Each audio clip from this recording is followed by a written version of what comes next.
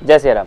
आज 3 kV stabiliser जो कि हमारे पास एक रिपेयर होने के लिए आई है। जैसे ट्रांसफार्मर का कुछ हालात देखो तो आप थोड़ा सा बोलेंगे नज़दीक से आकर के दिखाने के लिए, तो पूरी ट्रांसफार्मर जल चुकी है।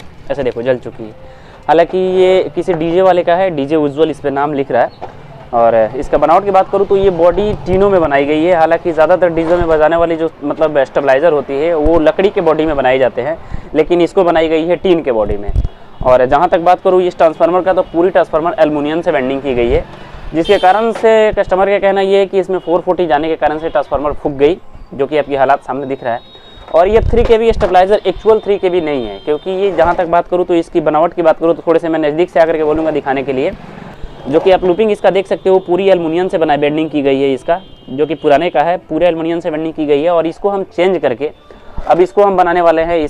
मैं अब इसमें डालने वाला हूँ पूरी कॉपर की कॉइल, और इसका जो वाट की कैपेसिटी होगी वो अधिक हो जाएगी। हालांकि इस पर अगर 300 वाट मतलब 3000 किलोवाट की लोड चला सकते हो, लेकिन ये परफेक्ट रूप से उतनी नहीं दे पाएगी, सक्षम नहीं हो पाएगी। लेकिन कस्टमर का डिमांड ये है कि इसको कॉपर से वेल्डिंग की जाए। हालात के बारे में बात करूँ तो डीबीडीटी भी इसका डेड हो गया है, ट्रांसफार्मर फूक गई है, पता नहीं कैसे फूकी, जो भी हो, बट इसमें एल्युमिनियम डाली गई है। अब इसकी हम पूरी डाटा के साथ बेंडिंग करेंगे, हम अपने डाटा के अनुसार, क्योंकि अब इसका डाटा हम कोई भी यूज़ नहीं करने वाले हैं।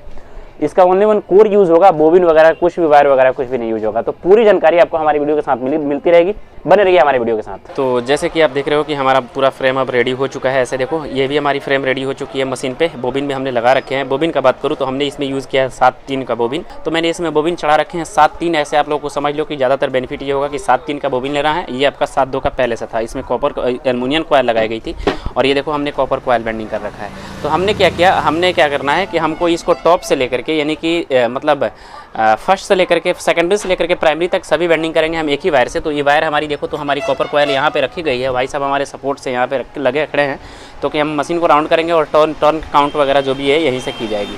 बात करूँ तार नंबर का, तो तार नंबर मैं बता देता हूँ। तार नंबर हमारी कॉपर की 600 मतलब 16 नंबर की तार इसमें यूज़ किए हैं हमने, जो कि कॉपर की यूज़ किया है। वायर का वेट का बात करूँ तो 2 kg आपको परफेक्ट वायर लेना होगा, यानी कि ये जो वेंडिंग वायर आपको दिखाई दे रहा है ये पूरा का पूरा 2 kg आपको लेना होगा कॉपर कॉइल। तार नंबर 16 लेना होगा। बेंडिंग स्टार्ट करते हैं प्राइमरी और सेकेंडरी दोनों का। तो बेंडिंग आप जानते हो, मैं टर्न के बारे में आपको विशेष रूप से वीडियो में बीच में बता दूंगा। फिलहाल मैं इसको पूरी बेंडिंग कर लेता हूं। और लेयर लेने के लिए हमने कुछ इस तरह के पेपर यूज़ कर रखे हैं। पेपर को कैसे कटिंग की जाती है वो भी मैं आपको बता दूँ। एक आपको इस तरह का कोर आपको लेना होगा, और कोर को बस ऐसे देखो अंदर वाली जो ये हिस्से होते हैं इसी के नाप से आपको ये पेपर को कटिंग कर ली जाती है, इसके नाप से। तो पेपर आप सब कुछ समझ गए हो। हर एक लेयर में आपको पेपर यूज़ करना है, यानी कि टोटल जो भी लेयर होगा सभी लेयर में पेपर यूज़ करना होगा। और पेपर अगर यूज़ नहीं करते हो, मान लो कि यहाँ से यहाँ तक आपकी एक लेयर पूरी हो चुकी है, फिर आपको एक पेपर यूज़ करना है, फिर आपका दूसरा लेयर स्टार्ट करना है। ये नहीं कि आप एक लेयर में एक ही पेपर यूज़ करो, ऐसा बिल्कुल भी नहीं है। जितना भी लेयर बनता है सभी में आपको अलग अलग पेपर इस्तेमाल करना होगा। तो हम इसको वेंडिंग कर लेते हैं। वेंडिंग करने के बाद में हम पूरी मतलब फिनिशिंग के बाद में टॉप में हम इससे बात करते हैं कि इसमें से 8 लूप निकलेगी। और इसके मतलब कि मैंने किट को ऑपरेट कराने के लिए जो कि 19 नंबर का वायर डाले जाते हैं, 25 नंबर का वायर 19 टर्न में डाले जाते हैं, वो हमने तार इसमें नहीं डाले हैं ताकि हमको बाहर से ट्रांसफार्मर लगा करके इसको ऑपरेट करानी है। तो मिलते हैं आपसे, इसको पूरी वेंडिंग कर लेते हैं। इसके कनेक्शन के बारे में आगे मैं बताता हूँ और डाटा आपको आगे देता हूँ। जैसे देखो एक लेयर हमारी हो चुकी है ऐसे वेंडिंग। अब इसके ऊपर पेपर लगाने से पहले आपको कुछ इस तरह की लकड़ी से इसको ऐसे रख करके और इसको दबानी होती है, ताकि जब आप बेंडिंग करते हो ना तो उस टाइम में ये जो कॉइल होती है ये थोड़ी सी फलकी रहती है ऊपर की साइड। अगर इसको नहीं दबाते हो तो फिर ये आपकी कॉइल बोबिन से बाहर भी आ सकती है।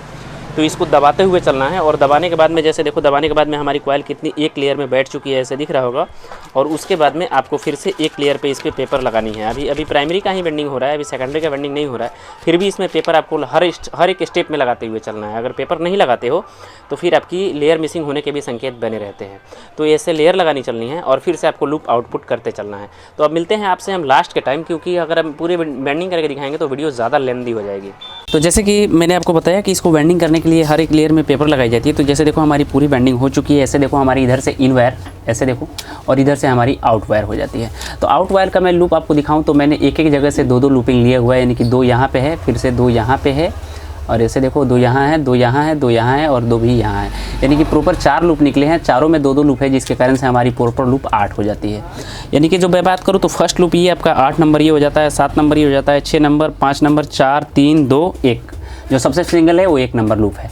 तो अब मैं तो इसका वेंडिंग बता दिया, मतलब कैसे वेंडिंग करना है बता दिया। जैसे मतलब यहाँ से मतलब कि आपको मैं ऐसे रूप में समझाऊं कि इसको पर टर्न कितना देना है। तो मान लीजिए जो फर्स्ट कॉइल आपने स्टार्टिंग किया है, यानी कि सेकेंडरी से प्राइमरी तक वो पे उस पर आपको टोटल 95 टर्न देने होंगे। यानी कि मैं आपको अपने डाटा भी मेंशन दिखाने वाला हूँ कि मैंने जो कॉपी में अपने डाटा मेंशन करके रखा है वो भी मैं आपको बताऊँगा। फिलहाल आप लोग डाटा समझ लो।